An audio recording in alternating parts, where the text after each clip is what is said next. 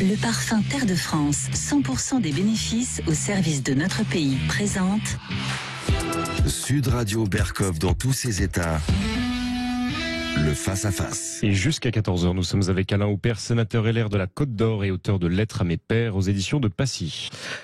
Si vous le lisez, parce que il a écrit une lettre à ses pères. Alors père, P-A-I-R-S, non, c'est pas une lettre au sénateur, c'est une lettre à mes pères, P-E-R-E-S, à mes géniteurs intellectuels, à mes géniteurs sociaux, à tous ces gens qui ont compté. J'énumère d'ailleurs, c'est vraiment, ce sont des gens, ça va de Lamartine à Pierre Bérégovoy, ça va de Vauban à Eiffel, ça va de Colette, l'écrivain bien sûr, à Jean d'Ormesson, et ça parle un peu de tout ce qui fait le bonheur d'être français et aussi les écueils avec ce qui se passe. Alain Houpert, au fond, qu'est-ce qui vous a... Pourquoi vos pères? Parce qu'il y a aussi vos mères, hein, puisqu'il y a des femmes, en tout cas une femme. Mais qu'est-ce qui vous a amené à écrire ce livre? Qu'est-ce que vous aviez envie d'exprimer à travers un certain nombre de personnages, votre amour à la fois de la France, de votre Bourgogne, puisque beaucoup viennent de la Bourgogne, ou connaissent bien. C'est quoi l'intention principale? S'asseoir à une table, prendre le temps et écrire, transcrire mes émotions, transcrire mon expérience, parler aux gens du passé, éclairer le présent, les idées d'aujourd'hui avec les phares du passé. Oui. Et parce qu'aujourd'hui on est passé d'hommes d'État bâtisseurs à des techniciens, à des administrateurs qui gèrent la pénurie et le pragmatisme à court terme, des contrôleurs de gestion. Voilà, ouais. On est dans une start nation. Ouais. Et la nation, c'est une réunion d'identités qui vont vers un même destin. C'est ce que disait Ernest Renan. Donc pour moi, c'était une manière de mettre de l'engrais sur mes racines, puisque vous avez parlé tout à l'heure d'agriculture. Oui, c'est ça. Et effectivement, de la Bourgogne profonde. Je rappelle que vous êtes sénateur de la Côte d'Or. Et effectivement, qu'est-ce qui lie alors justement vos interlocuteurs, enfin ceux posthumes, bien sûr, ils sont tous, malheureusement, partis, certains depuis très longtemps, d'autres plus récemment. Et vous voulez leur dire que, au fond, ce legs qu'ils nous ont laissé, que ce soit dans toutes les manières d'aménager le territoire, Buffon, Vauban, enfin tous, quoi, Rollin, Lamartine, etc., ils nous ont laissé un héritage. Et l'impression que vous avez un peu, c'est qu'on est en train de le dilapider, on l'a pratiquement dilapidé, cet héritage. Ce livre, c'est un peu une réaction aussi contre le progressisme qui va vers le progrès.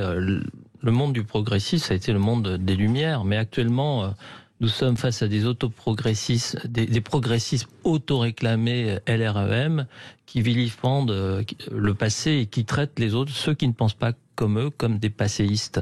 Ouais. Donc c'est important de savoir d'où on va. Et puis, nous avons vu une assemblée générale en 2017 composée de gens très jeunes, des amateurs. Et il fallait être fier d'être un amateur, qui nous ont fait aller dans le mur, avec 5 années où on n'a pratiquement rien fait. Qu'est-ce qu'on a fait? Une réforme sur la GPA. On devait faire des réformes contre la concussion, contre la corruption.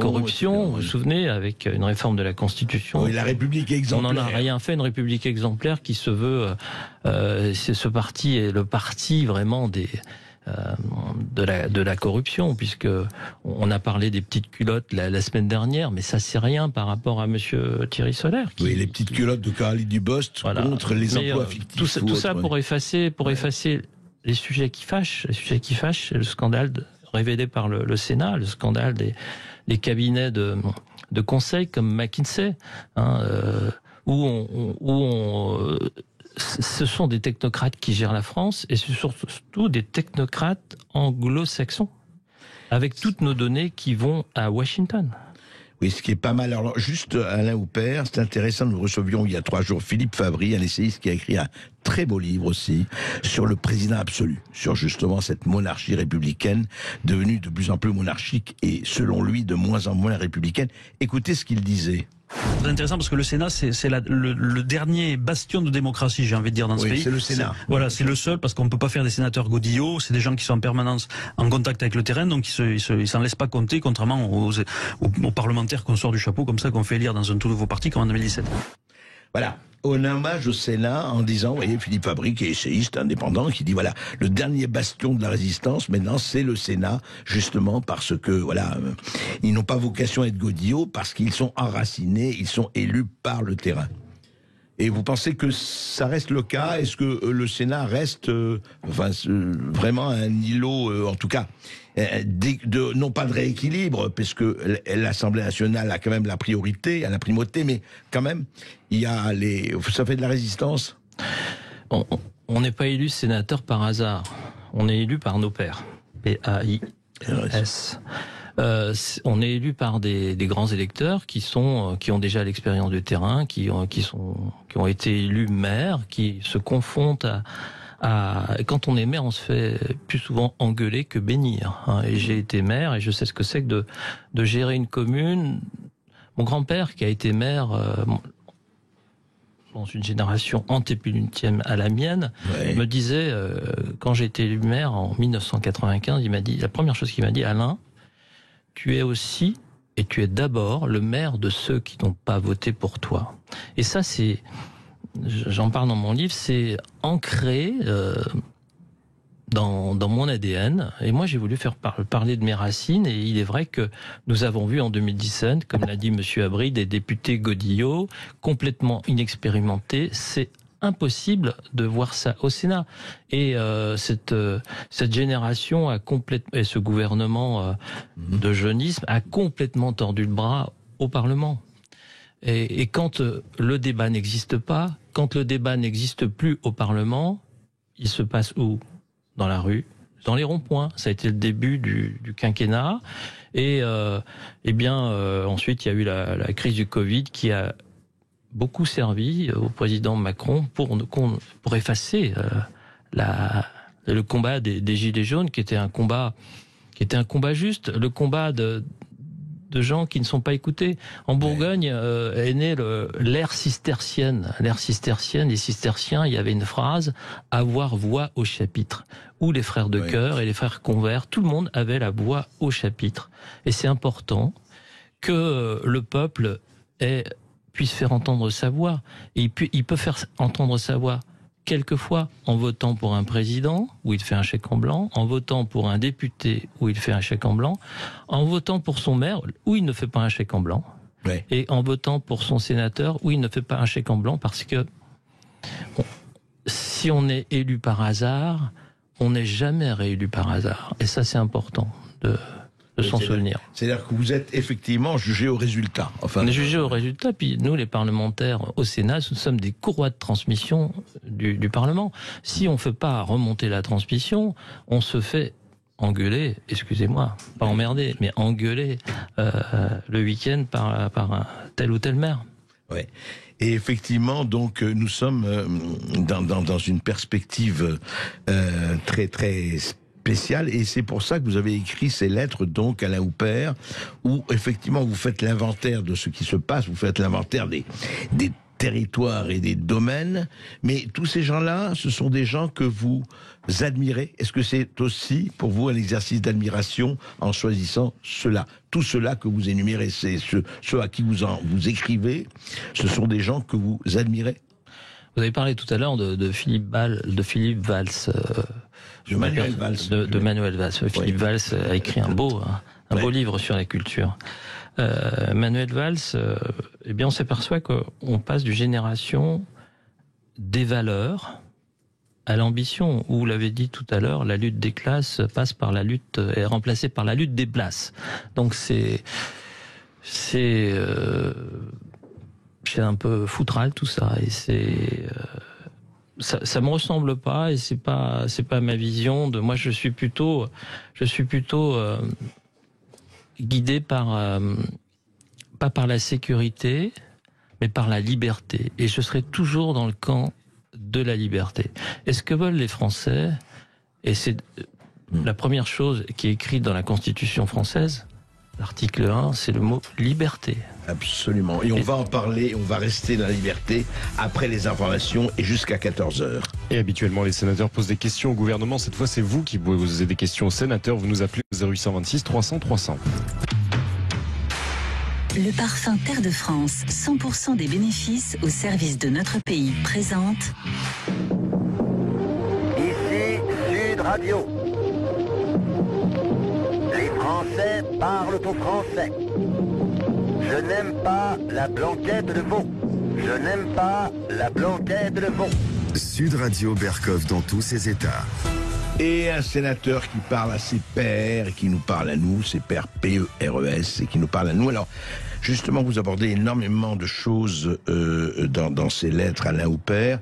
Je vais en parler de quelques-unes qui nous concernent aujourd'hui. Vous avez écrit une lettre à Claude Tillier, on parlait de la liberté de la presse, Claude Tillier, du droit de dénoncer, et justement cette liberté de la presse, où en est-elle aujourd'hui selon vous ? La liberté de la presse, elle était dans la Constitution en 1789. Elle a commencé vraiment en 1881 par la loi sur la liberté de la presse. Et actuellement, elle est sans cesse un peu remise en question par cette technocratie qui a remplacé les anciens résistants du général de Gaulle, qui sont partis. Et le conformisme et l'administration est rentré dans le pouvoir depuis depuis Giscard d'Estaing, et ça s'est accentué régulièrement. Et actuellement, c'est le Conseil d'État qui est un peu partout dans tous les organismes.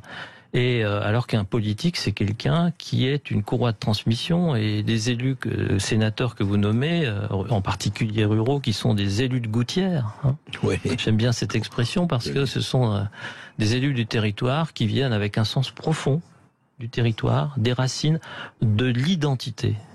Ouais. Pas de la communauté, mais de l'identité. Et ce sont la succession des identités qui forgent le destin d'un pays et qui doivent forger le destin de l'Europe. Et toutes ces identités vers un même idéal, disait Renan. Et en fait, ce que vous dites, c'est qu'il y a une technocratie un peu décollée du réel, enfin d'un certain réel, je parle du terrain, qui a pris le pouvoir un peu partout, notamment dans une certaine presse ou dans certains médias, et évidemment gouvernement, administration, etc. Et vous avez l'impression que c'est peut-être la principale sécession, c'est une France qui a pris possession de la France, du terreau, des terrains, du territoire. Bien, on assiste à un pouvoir qui s'éloigne de plus en plus du terrain. On le voit avec cette technocratie française, et c'est encore plus vrai avec notre président, qui est actuellement le président européen. Et je trouve que c'est une insulte à la France d'avoir comme hymne l'hymne européen plutôt que l'hymne français. Ça vous a gêné, ou enfin, je dirais même pas blessé, mais peut-être gêné, Alain Houpert, quand Emmanuel Macron est arrivé le soir, n'est-ce pas, des résultats au Champ de Mars où on fêtait sa victoire, il est arrivé avec l'hymne européen et pas avec l'hymne national.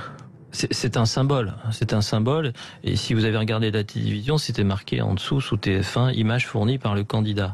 Et moi, ce qui m'a choqué aussi, c'est le peu de monde. Quand vous regardez sur les réseaux sociaux, il y avait très peu de monde, on avait l'impression d'assister à un enterrement. Donc avec cet hymne européen qui a été créé par Beethoven peut-être, mais dans nos campagnes, ça parle à un sénateur. Et le mal dont souffrent les Français actuellement aussi, c'est cette dilution dans une Europe avec une administration complexe, qui est complètement centralisée à Bruxelles. Actuellement, bientôt, pour construire un mur, il va falloir demander pratiquement à l'Europe. Nous avons, et en plus en France, avec cette administration, avec cette ENA qui gère l'État, on fait plus blanc que blanc. L'Europe vote des lois, et en France, on s'acharne à aller plus loin, et au-delà de la loi, il y a les décrets d'application, et là qui sont écrits par les ministères, qui sont écrits par l'administration centrale, et on l'a vu regardez dans les semaines avant l'élection présidentielle, le journal officiel, il était complètement noirci de décrets, décrets d'application qui devraient passer juste avant l'élection. Donc, je pense que nos ancêtres, nos pères, nos anciens ont voulu une Europe de la paix. Souvent, on nous dit qu'on est en paix parce que on est en Europe. Ben non, la paix n'existe plus. On le voit avec l'Ukraine. Et cette Europe, elle est complexe. Elle est faite d'identités qui regardent pas dans le même sens, parce que on a cassé aussi cette Europe. Elle a cassé la dépendance énergétique en France. Hein. Elle a cassé l'indépendance alimentaire. Vous l'avez magnifiquement expliqué tout à l'heure. Et qui paye? C'est le consommateur. Le consommateur, c'est le citoyen. Et il faut donner aux citoyens l'envie d'être citoyen, c'est important, et l'envie d'être électeur. Et de retrouver le collectif. Parce qu'on a tellement individualisé tout ça, effectivement, et c'est terrible. Alors, justement, je voulais aussi qu'on parle de l'éthique en politique. Vous écrivez une lettre à Pierre Bérégovoy, qui s'est suicidé, c'était tragique, et il y a plus de 20 ans, 25 ans. 29 ans. 29 ans, le oui, 1er mai. exactement. Le 1er mai, hein, c'est ça. Et oui, et vous parlez de l'éthique en politique, mais y a-t-il encore une éthique en politique? On peut se poser la question. Alain Houpert. Bérégovoy a été un peu le bouc émissaire de cette administration, parce que il a été Premier ministre. C'était un Premier ministre disruptif parce qu'il ne venait pas, il n'avait pas les codes de l'administration. Il était fils d'ouvrier, il avait un CAP d'ajusteur. Donc je pense qu'il a été, par ses origines, contaminé par son émotion. Et un 1er mai, il s'est suicidé au canal de jonction à Nevers. Et le jour de la fête du travail, pour un travailleur, c'était difficile. Qui a été vilipendé pour une histoire de prêt sur l'honneur sans intérêt par un homme d'affaires un peu sulfureux, mais un prêt enregistré devant notaire. Alors qu'actuellement, on voit... Un prêt de 120 000 euros, enfin c'était l'équivalent. 1 million de francs, 150 000 euros. Donc, mais actuellement, je pense que c'était un homme honnête, et comme l'a dit Monsieur Mitterrand, à son enterrement, il a été lâché... Et livré aux chiens. Et là, il nommait la presse. Là, on parle de la liberté de la presse, où la presse s'est déchaînée contre un homme qui n'était pas du sérail. Et vous pensez que ça reste cette espèce d'apartheid, de discrimination, pour le moins négative, ça reste une constante, hélas, du pays. Ça reste une constante du pays, parce que qui a élu Monsieur Macron? C'est la gentrification. Monsieur Macron a fait 16 millions de voix. Il y a 30 millions de Français, d'électeurs, qui n'ont pas voté pour Monsieur Macron, ou qui ont voté contre Monsieur Macron. Ou qui sont abstenus. Oui, qui n'ont pas voté, qui ont voté contre. Donc, qui a gagné? Monsieur, on ne peut pas contester son élection, il est légitime, il a gagné, mais c'est le parti bourgeois. Je suis profondément capitalisme, mais avec ce gouvernement, on rentre dans un capitalisme violent. Belliqueux. Violent, belliqueux dans la communication, ou si vous n'êtes pas dans la doxa, systématiquement, on vous menace de vous bannir de tel réseau. Et moi, je suis très heureux qu'Elon Musk a pu acheter Twitter. Oui. Et puis, on parlait tout à l'heure en aparté de Monsieur Beaumarchais, qui est le défenseur de la liberté de la presse, puisque la devise du Figaro, c'est il n'est point d'éloge sans la liberté de juger, d'éloge flatteur, sans la liberté de blâmer. Et puis il y avait une petite phrase: il n'y a que les petits écrits qui choquent les petits hommes. Et là, on parle de Twitter. Tous les grands philosophes parlaient par aphorisme, et c'est normal que tout le monde puisse s'exprimer, se défouler avec des règles, des codes, ne pas aller n'importe où. Ni d'appel à la haine, ni au meurtre, etc. etc. Mais vous voyez actuellement, si vous mettez sur Twitter ou sur Facebook l'image du Monde d'un grand peintre, Courbet, Gustave Courbet, un grand peintre jurassien, franc-comtois, eh bien, vous êtes censuré. Ouais. Mais si vous mettez des images de guerre, des images, on a vu des images de décapitation, ça passe. Des images violentes, ça passe. Mais un tableau plus magnifique. Le tableau préféré de François Rebsamen, voilà, puisqu'il il dit que c'est son tableau préféré. La naissance du monde, voilà. Oui, absolument. Gustave Courbet. Non, c'est vrai que cette histoire de liberté, tout cela est tellement là, et c'est vrai que vous en parlez dans votre livre en citant un peu tous ces gens, d'ailleurs, tous ces créateurs, parce qu'il est intéressant dans le choix d'Alain Houpert, je le dis, pour ceux qui liront son livre, et j'espère qu'ils seront nombreux, c'est que ce soit Lamartine, Vauban, Buffon, Eiffel, Colette, Monge, Bérégovoy, qui n'était pas un artiste, mais Jean d'Ormesson ou Claude Tillier. En fait, c'est un hommage assez formidable aux créateurs, à ceux qui sont sortis des passages cloutés, parce que ça revient à ça, sortir des passages cloutés, sortir de la doxa. Et Alain Houpert, en fait, vous continuez le combat, de toute façon. Je continue le combat que n'a pas réussi Gustave Eiffel. Gustave Eiffel, qui est né à Dijon, qui était fils d'un petit industriel qui avait une scierie, qui est monté à Paris, qui a construit cette magnifique tour Eiffel qui est le symbole de la France dans le monde entier, qui est aussi le symbole du travail qui élève l'homme. Et Gustave Eiffel s'était présenté aux élections sénatoriales de 1880, je sais plus, à Dijon, en Côte d'Or. Et il y a eu le scandale de Panama, et il n'a pas été élu, et il en a voulu une haine ensuite féroce contre la Bourgogne, puisqu'il a déterré les cendres de ses parents du système du cimetière de Dijon pour les mettre à Levallois-Perret, où il y avait... pourtant, il était très bourguignon, et il a terminé ses jours à Bordeaux. Donc, passer du Bourgogne au Bordeaux, quelle horreur. Quel péché capital. Quel péché. On se retrouve tout de suite après cette pause. Éprouvez-nous sur Sud Radio. Le parfum Terre de France, 100% des bénéfices au service de notre pays, présente... Ici Sud Radio. Les Français parlent au français. Les carottes sont cuites. Les carottes sont cuites. Sud Radio Berkov dans tous ses états. Et vous qui nous écoutez, montrez-nous sur Sud Radio que le lien subsiste entre les élus de la République et vous, citoyens. Vous nous appelez au 0826 300 300, et c'est ce qu'a fait Christophe qui nous appelle de l'Essonne. Bonjour Christophe. Bonjour Christophe. Oui, bonjour Monsieur Houpert, bonjour Monsieur Berkov. Merci pour vos émissions, on apprend toujours beaucoup de choses. Moi, je voulais interpeller Monsieur le Sénateur en lui demandant comment se fait-il que les Républicains, que ce soit à l'Assemblée nationale ou au Sénat, aient suivi la politique gouvernementale au niveau du... Alors, le pass sanitaire, encore à l'époque, on savait pas que le vaccin n'empêchait pas la transmission et tout, le fait de tomber malade.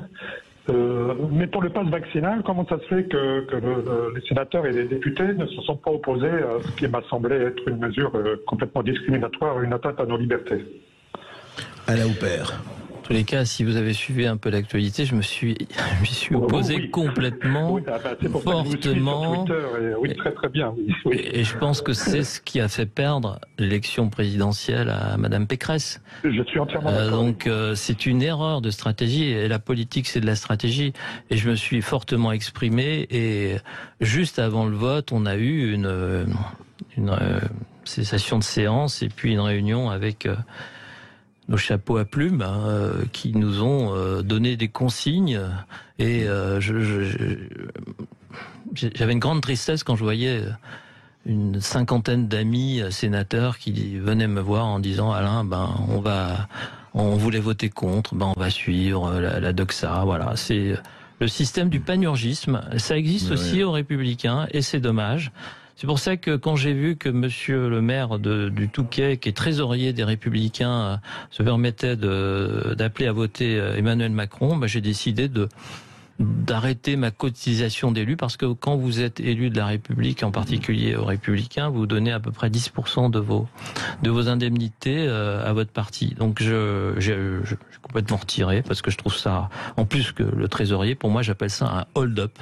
Ouais. Voilà, et Daniel Fasquelle, pour le pas le nommer. Daniel Fasquelle, voilà. Ouais. Je ne vais pas vous le nommer. Mais non, mais je l'ai fait. Voilà. Ouais. Il a eu la chance d'avoir un président dans sa ville qui lui a permis de ne pas avoir d'éoliennes chez lui, alors qu'on en a partout. Hein. Ça pousse comme des petits champignons. Donc et ça aussi, c'est très agressif pour le paysage. Ouais. Voilà, Christophe, il y a des sénateurs comme des députés qui votent selon leur conscience, d'autres qui choisissent autrement, on n'a pas à les juger, mais enfin voilà. En tout cas, Alain Houpert, lui, il n'a pas hésité, on le sait. Et en ce qui concerne les soignants qui n'ont pas été réintégrés, les 15 000 soignants suspendus, c'est pareil, monsieur Houpert, je sais qu'il est je suis entièrement d'accord avec lui, mais on n'a pas beaucoup entendu les Républicains non plus à ce sujet, ne serait-ce que pendant la campagne présidentielle. Très peu de personnes ont abordé ce sujet. C'est triste parce que on a permis on a obligé les soignants malades et positifs d'aller à l'hôpital, alors que les gens qui n'étaient pas vaccinés, qui n'étaient pas malades, ont été complètement... C'est une aporie politique, c'est une aporie administrative, et dans un hôpital, qui c'est qui commande? C'est l'ARS, c'est le directeur de l'hôpital et le directeur de la PHP, il s'appelle monsieur Hirsch, qui a commencé comme... directeur des compagnons d'Emmaüs. Je pensais qu'il avait un peu plus d'humanité, ce monsieur. Et je me souviens que pour l'histoire des Gilets jaunes, quand il traquait les Gilets jaunes dans les hôpitaux, eh bien, je me souviens de chirurgiens pendant la résistance. Il disait, chez nous, il n'y a pas de résistants, il n'y a que des malades. Voilà. Donc, on est tombé dans un système de dénonciation, un système de bouc émissaire, et les médecins, il y en a quand même 15 000 médecins et soignants qui ont été exclus, suspendus, qui ne peuvent pas travailler, sans salaire, sans chômage, sans rien, et qui ne peuvent pas travailler, et c'est triste. Le président, par respect, je dirais pas que c'est une honte, mais c'est triste. C'est triste parce qu'on se passe d'une matière grise importante, et puis des gens, et puis ça a complètement cassé l'hôpital. Mais les gens n'ont plus envie d'y travailler parce qu'ils sont maltraités. Ils sont maltraités par une administration pléthorique. Il faudra dire vraiment un jour régler ce problème des ARS, des autorités régionales de santé. Vous savez que la France, vous le savez mieux que moi, Alain Houpert, c'est la proportion de l'administratif à l'hôpital est la plus importante d'Europe. Hein. Mais il y a plus de gens de l'administration dans un hôpital que de soignants.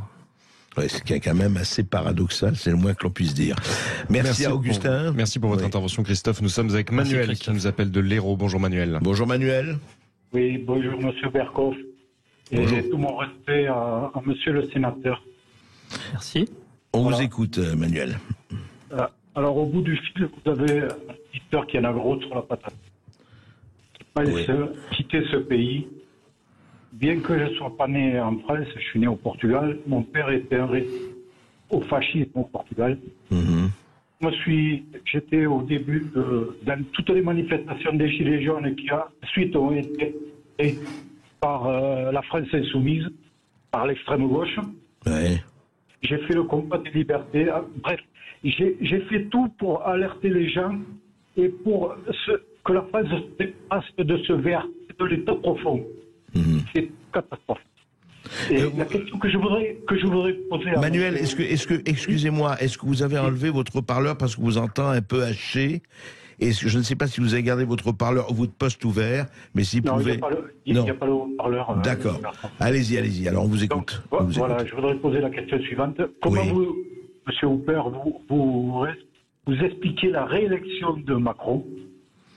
Et surtout, comment des gens comme vous, tout à fait respectables, des patriotes qui soient de droite ou de gauche, on ne vous a pas entendu pendant le second tour de l'élection présidentielle pour alerter les gens et pour sauver ce pays, parce que moi, vous voyez, j'ai pris la décision de quitter ce pays. Je ne peux pas vivre au milieu de pédéniques. Vous retournez au Portugal, Manuel? Vous retournez au Portugal? Oui, ça sera moins normal, monsieur Berkov. Mais là, j'ai peur. Je ne peux pas. Moi, vous voyez, dans les veines, il y a le sang qui coule, de résistance. Et je ne peux pas concevoir de vivre au milieu de traîtres. Vous voyez, père, il a été en prison, condamné à mort par un État fasciste, et je ne peux pas revivre ça. C'est pas possible. À 59 ans, je ne peux pas revivre ça. Ça m'est impossible, vous voyez. Et pourtant, j'ai déployé toutes mes forces, moi, avec beaucoup d'autres, pour alerter les gens. Et voilà. Je comprends. Il a été réélu. C'est pas possible. Moi, je ne peux pas rester au milieu de ça. Voilà. Manuel, je pense que Alain Houpert va vous répondre. J'espère qu'on n'en est pas encore là, je pense, en France, mais on vous écoute et on a entendu ce que... En fait, la souffrance que vous exprimez, là, c'est très clair. Alain Houpert. Monsieur Macron a été réélu, mais pas dans la liesse. Il y avait très peu de monde à sa cérémonie de fête sur le Champ de Mars, je crois. Moi, je me souviens de l'élection de François Mitterrand où c'était la liesse dans tout Paris. Je me souviens de l'élection de Jacques Chirac où les journalistes suivaient la vieille CX du président. Même Hollande. Oui, même Hollande à la Bastille. Même Hollande à la Bastille. Donc là, il a été élu par défaut parce que l'élection présidentielle, c'est un peu le principe d'un mathématicien qui s'appelait Condorcet. Je préfère un tel, c'est-à-dire qu'on sélectionne deux personnes au premier tour pour accéder au deuxième tour. On sélectionne deux tacticiens. Deux tacticiens, pas de stratèges, mais deux tacticiens. Et nous avons eu deux tacticiens, c'est-à-dire nous avons eu Marine Le Pen qui a eu la tactique de se mettre en victime. Et puis nous avons eu Emmanuel Macron qui a passé 5 années à diviser complètement la droite, à atomiser tout ce que pouvait apporter le Parti des Républicains, qui est quand même un parti gaulliste, qui est un parti de valeurs. Tout a été atomisé. Le général Bonaparte, l'empereur, le premier empereur, disait je ne veux pas de généraux brillants, je veux des généraux qui ont de la chance. Et M. Macron, il a utilisé toutes les théories de la tactique et il a de la chance. Mais jusqu'à quand? Parce que on va avoir des élections législatives, il va y avoir une majorité, je pense qu'elle sera beaucoup moins importante que la dernière fois, mais on aura, je pense, un mouvement parce que on ne peut pas faire taire le peuple, on ne peut pas bâillonner le peuple. Et vous disiez que on n'avait pas vu les Républicains s'exprimer sur les médias, mais vous savez, on parlait de la liberté de la presse, mais malheureusement, beaucoup de gens sont blacklistés. Moi, je sais que je suis blacklisté parce que je dérange un peu, parce que je dis ce que je pense, je suis indépendant, je suis pas dans un esprit de carrière. Et je dis les choses franchement, et ça, j'ai été invité plusieurs fois dans des chaînes mainstream, et puis un quart d'heure avant on me dit non c'est pas possible, on a trouvé quelqu'un d'autre. Donc parce qu'il y a eu des interventions un peu plus haut placées. Donc la liberté de la presse elle est un peu contrainte. Heureusement qu'il y a des gens comme Sud Radio, des gens comme André Berkoff, des gens comme des médias un peu plus discrets, mais qui font entendre sa voix. Mais moi, ma langue maternelle, vous savez, monsieur, c'est le silence. Hein. Et le silence, quelquefois, il parle plus que le reste. Merci en tout cas, Manuel, on vous a bien entendu. Augustin. Ne restez pas silencieux, appelez-nous au 0826 300 300, à tout de suite. Ici Sud Radio. Les Français parlent au français. Je n'aime pas la blanquette de veau. Je n'aime pas la blanquette de veau. Sud Radio Berkov dans tous ses états. Et quelques centaines de kilomètres au sud de la Bourgogne, le département de l'Ain, et Pierre qui nous appelle. Bonjour Pierre. Bonjour Pierre. Bonjour André, bonjour cher sénateur. Bonjour. Alors moi, au-delà de la question, c'est surtout pour pour vous dire que je suis très admiratif de ce que vous faites, cher sénateur. Il y a beaucoup de poésie et de mélancolie quand vous décrivez votre Bourgogne. Et j'apprécie particulièrement les photos, les belles lumières que vous mettez sur Twitter, puisque je vous suis. Et j'avais dit que je vous appellerai. J'ai tenu parole et on a toujours la chance d'être très bien accueillis chez Sud Radio, de pouvoir passer. Alors moi, oui. toujours. D'ailleurs, je vous réserve un 20 sur 20 dès qu'Elon Musk crée son site pour noter les journalistes. Merci. Allez-y, on vous écoute. Vous savez que moi, je respecte la loi. Hein. Je suis un ancien policier, j'ai servi l'État quelques années, de nombreuses années d'ailleurs, avec beaucoup de fierté pour cet uniforme.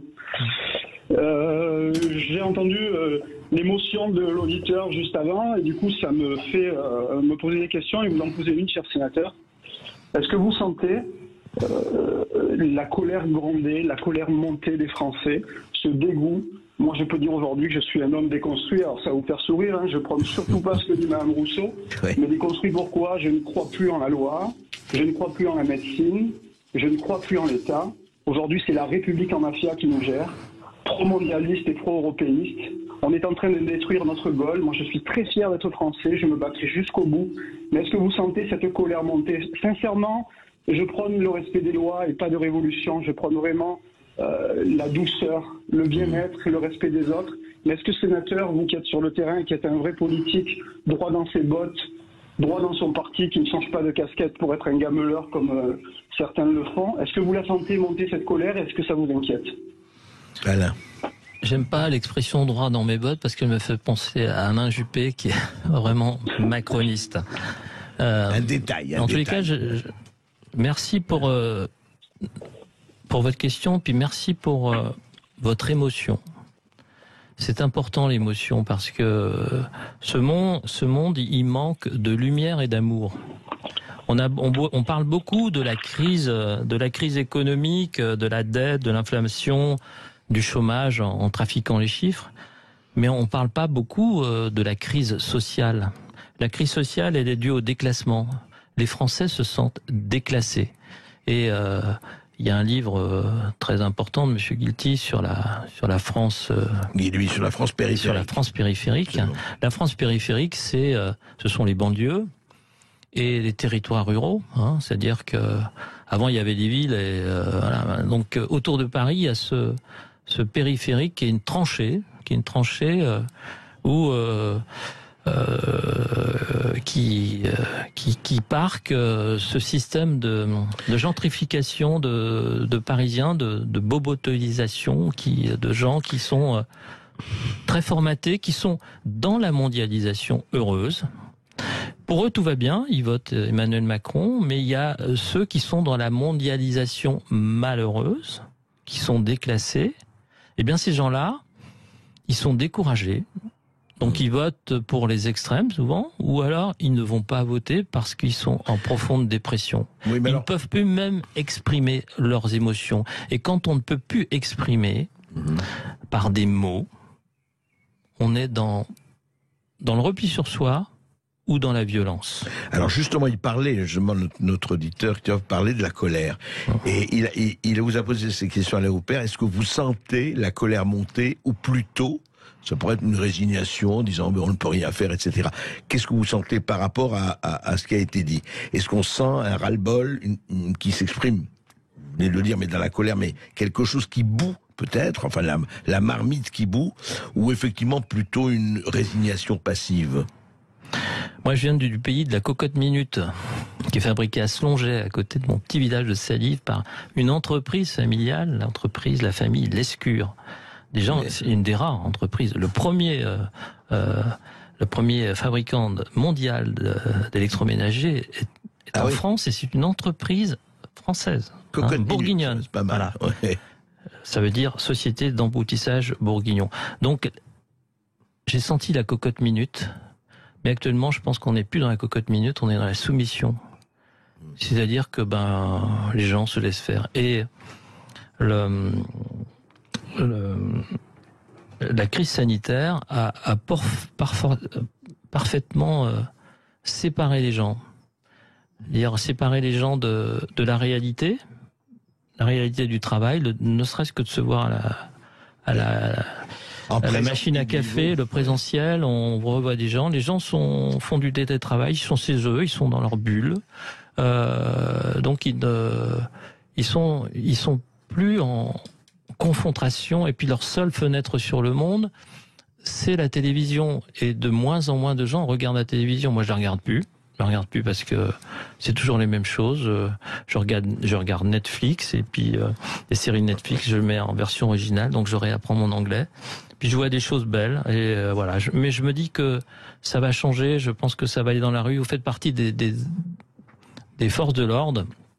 Je dirais honneur à vous, parce que le président de la République, je pense que ce gouvernement, et j'en ai discuté avec un commissaire qui est actuellement en retraite, il m'a dit le président a acheté la police, c'est-à-dire qu'il a fortement travaillé avec la police en leur donnant des conditions qu'ils n'avaient pas avant, c'est-à-dire qu'il a fait ce que n'ont pas fait les autres. Et donc il y a des forces de l'ordre qui sont quand même attachées, qui sont là pour défendre la République, qui sont là pour défendre le pouvoir.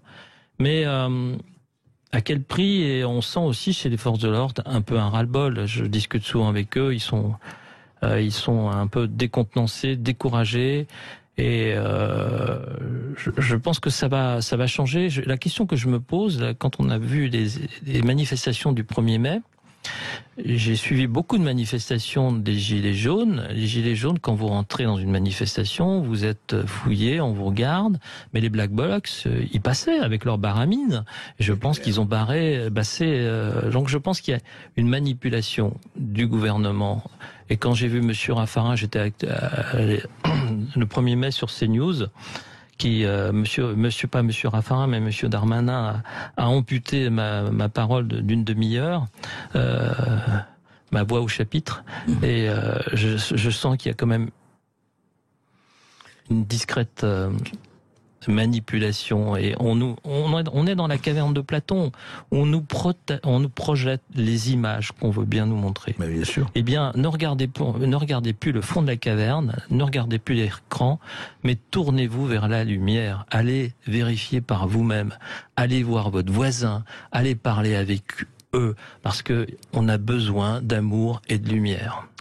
Eh ben, écoutez, on va en tout cas suivre ça. On va continuer à suivre ça et savoir si effectivement, les yeux doivent se dessiller, mais vers quel destin? La passivité ou la résistance? On va en parler avec nos auditeurs. Et on peut vous le dire, c'est assez rare d'avoir un dialogue comme ça avec un sénateur aussi franc. Vous nous appelez au 0826 300 300. Ici Sud Radio. Les Français parlent au français. Les carottes sont cuites. Les carottes sont cuites. Sud Radio Berkov dans tous ses états. Et je rappelle le livre d'Alain Houpert, Lettres à mes pères, aux éditions de Passy, et puis ce sous-titre, Le sénateur atypique et courageux, fidèle à ses convictions et à son engagement politique. Et nous sommes avec Sophie qui nous appelle de Paris. Bonjour Sophie. Oui, bonjour Sophie. Bonjour, merci à toute l'équipe. Je suis une grande admiratrice. Je suis chirurgien et j'ai fermé mon cabinet depuis septembre 2021. Et je voulais juste faire une remarque sur le fait qu'on observe depuis le début du Covid des mesures folles. Et les sénateurs votent des aberrations sans fondement scientifique ni éthique. Et je voulais juste donner un exemple concret avec la question qui suit. J'ai vu récemment un débat au Sénat qui concernait un amendement présenté par Madame Müller-Bronn pour exclure les femmes enceintes du pass vaccinal et de l'incitation vaccinale. Ça a été refusé car ça donnait une mauvaise image de la vaccination à la population. Pourtant, il suffit de lire dans le Risk Management Plan de novembre 2021, qui est sur le site de l'Agence européenne du médicament, page 110, le moment de vaccination chez la femme enceinte et la réponse immunitaire conséquente peuvent avoir des impacts variables favorables ou défavorables sur l'embryon ou le fœtus. Donc la question que je pose aux sénateurs, c'est premièrement, comment ça se fait que les sénateurs prennent des décisions sans fondement scientifique et ni éthique, étant donné que au niveau éthique, il y a un conflit d'intérêts, puisque monsieur Jean-François Delfray, président du comité consultatif national d'éthique, il y a un conflit d'intérêts éthique. Au niveau scientifique, qui est-ce qui les conseille du coup pour prendre ces décisions aberrantes? Alors d'accord, oui, Alain Houpert, qui je le rappelle est aussi médecin, radiologue, il n'est pas que sénateur, son métier d'être médecin. Alors, bien sûr, monsieur le sénateur, lui est médecin, mais les autres qui prennent des décisions, ils sont pas tous médecins. Non, bien sûr. Non, je ne disais pas ça pour contredire ce que vous disiez, Sophie. C'était simplement pour justement expliquer. Alors, effectivement, comment se prennent les décisions, pas seulement au Sénat, mais ailleurs, mais là, Sophie parlait du Sénat. Effectivement, sur les femmes enceintes, on sait qu'il y a eu... Comment ça se passe et comment on décide et... Voilà. Vous avez... bonjour, chers confrères. Vous avez cité Laurence Muller-Braun, qui est une femme lumineuse, qui s'est battue, qui a été pratiquement aussi humiliée parce que... quand elle a défendu ses amendements, parce que nous sommes...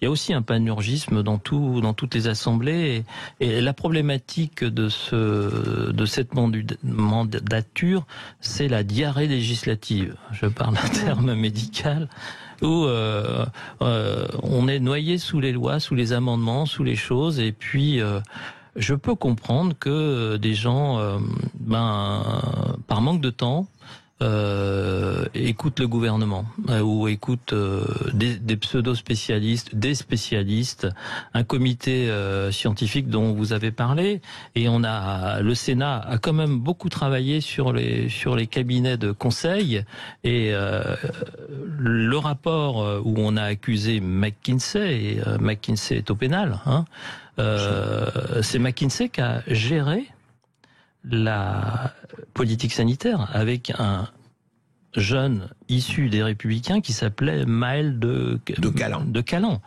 C'est ça, j'ai du mal à le comprendre. Donc, quand vous avez un ministre ou des gens assez sérieux qui expliquent, je peux comprendre, mais moi, en tous les cas, et Laurence Muller-Braun est dans ce cas-là, comme Loïc Hervé l'a fait, comme Sylviane Noël et beaucoup d'autres. On a pris du temps de lire les choses, de regarder des études, peut-être pas conformes, de regarder ce qui se passe dans les autres pays, et on a voté contre, mais c'est pas la majorité effectivement a voté pour. Mais est-ce que la majorité a toujours raison? Je pense que je perçois que c'est un gros problème. Mais c'est effectivement, c'est-à-dire que Sophie, et encore une fois, ce que dit Alain Houpert, c'est ni pour défendre, ni pour se justifier, mais c'est un système, et tout le problème, c'est comment le fonctionnement du système en général, parce que l'Assemblée nationale ni le Sénat n'a pris le temps, effectivement, enfin le temps, ils ont peut-être pris le temps. Après, vous savez très bien ce que c'est les impératifs politiques, les conflits d'intérêts, etc., etc. Mais je pense, si vous me permettez, André, que si les sénateurs avaient pris conscience que McKinsey était là derrière, je pense qu'ils se seraient rebellés. Parce que c'est pas une chambre d'enregistrement, le Sénat. C'est aussi une chambre où on est fatigué, de jusqu'à 3h du matin, de voter des trucs, de travailler tous les jours, de voter des lois. On est tous fatigués. Et puis, on peut faire n'importe quoi. Et là, je pense qu'on est allé un peu trop loin. Est-ce que c'est dangereux? Est-ce que c'est pas dangereux? On le saura. On le saura avec le temps. C'est ça qui est dommage, parce qu'il y a un doute. Et chers confrères, ce qu'on a appris à l'université, c'est la philosophie du doute. Voilà. Et quand il y a un doute, on fait pas. On s'abstient. Dans le doute, oui. Bonjour Guy, qui nous appelle de Paris. Bonjour messieurs, bonjour André Berkoff, bonjour monsieur le sénateur Père. Merci pour votre intervention, pour votre présence, parce que tout ce que vous avez dit est tout à fait réel. Je pense qu'on arrivera à se redresser que le jour où le président que nous avons en place comprendra qu'il faut préserver les entreprises. Ce peuple a besoin de travailler. Il est comment dirais-je, il est perdu parce qu'il n'a pas de préoccupation réelle qui est le travail pour pouvoir apporter la subsistance à la famille, et bien évidemment il est perturbé, donc il va dans tous les sens. Ça fait des dizaines d'années que nos présidents, qui n'ont pas été de bons présidents, que ce soit Giscard, Mitterrand, Chirac, etc., ont choisi de tourner ce pays vers une attitude de service, mais pas non plus de fabrication. Ouais. Donc les entreprises ont quitté le territoire. Et bien évidemment, un chômage énorme est arrivé. Et vous savez que l'oisiveté ou la préoccupation par le manque de travail ne permet pas de discerner correctement, ne permet pas de se poser. Parce que c'est une préoccupation pour les pères et mères de famille que de nourrir la famille. Merci. Voilà. Donc ça va tous azimuts. Et ces personnes sont automatiquement la proie de gens qui peuvent détourner l'objectif sain et normal dont on doit s'occuper. Voilà. Ok. Oui, non mais oui, vous faites bien de rappeler les entreprises et puis la valeur travail qui n'est pas complètement. Mais peut-on encore effectivement, tout le problème à la Houpert, on le sait, c'est de corriger le tir. Désindustrialisation, depuis quand ça c'est pas Macron, c'est depuis des décennies, et tout le reste. Enfin, les chevaux on le connaît, les responsabilités on connaît, la pelote de laine on l'a tirée, mais là aujourd'hui au fond. Par quel bout prendre à la Houpert?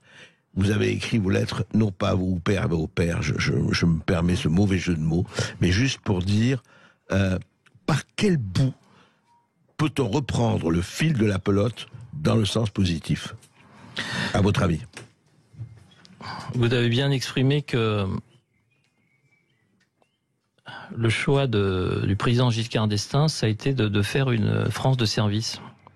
Et ça a été une grande erreur de désindustrialiser, de défaire à la pelote de laine qu'avait fait le général de Gaulle et François Pompidou. Souvenez-vous de François Pompidou. De Georges Pompidou, pardon. C'était un lapsus, c'est pour voir si vous suiviez. Georges Pompidou qui disait à Jacques Chirac, Monsieur le Premier ministre, Monsieur le Ministre, arrêtons d'emmerder les Français. Et maintenant, on est passé de cette logique polie de conseil à une phraséologie où le président de la République dit qu'on va emmerder une catégorie de Français. C'est quand même un changement de sémantique. Et de cette France de service, de cette Europe de service, sauf l'Allemagne, on est passé à une Europe de la mondialisation, un monde de la mondialisation où il y a la mondialisation heureuse, ceux qui en bénéficient. On a voulu un monde de consommateurs, en allant construire au diable Vauvert nos iPhones et même nos médicaments. Oui. Nos médicaments, alors qu'un médicament, ça devrait, je pense, avoir un circuit court. Il y a quand même quelquefois des scandales sur les médicaments. On voit des médicaments arrivés de Chine qui sont pas très corrects et pas très commodes. Donc, la mondialisation est en train un peu de s'inverser parce que avec le prix des transports, certaines et puis les ruptures, l'inflation et les ruptures d'approvisionnement, en particulier dans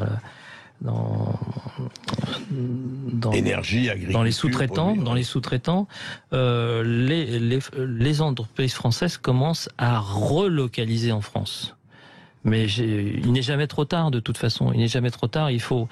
Et puis il y a d'autres mots en France. Par exemple, j'écris à Vauban sur la fiscalité parce qu'il a écrit de la dîme royale. Oui, il faisait la promotion de l'impôt sur le revenu en supprimant la taille et la gabelle. En France, on a des droits de succession et les pays du monde commencent à les enlever.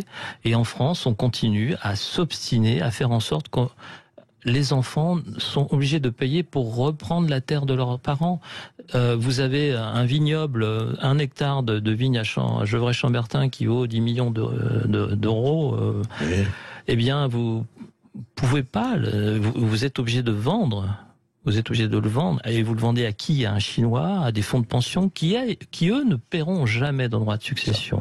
Qui ont les moyens de le faire et qui paieront Je préfère un capitalisme familial, une entreprise comme l'entreprise Seb avec la famille Lescure, qu'un capitalisme de fonds de pension, un capitalisme chinois. Regardez ce 7e arrondissement, les voisins du sénateur Pozzo di Borgo, il est tout seul dans son arrondissement parce qu'il n'y a que des princes arabes qui achètent, qui sont souvent exonérés de taxes foncières parce qu'il y a eu des conventions avec le Qatar. il y a une rupture d'égalité entre les Français et le reste du monde, et c'est le Français qui paye malheureusement les erreurs du passé et les erreurs du présent et les erreurs qui vont du futur aussi. C'est pour ça qu'il faut essayer d'enrayer ces erreurs-là. Et encore une fois, votre livre apporte quelques réponses et surtout apporte une énergie toujours souhaitable. Lettre à mes pères, c'est votre livre aux éditions de Passy. Vous êtes sénateur LR de la Côte d'Or. Et puis dans un instant, Brigitte Lahaye jusqu'à 16h.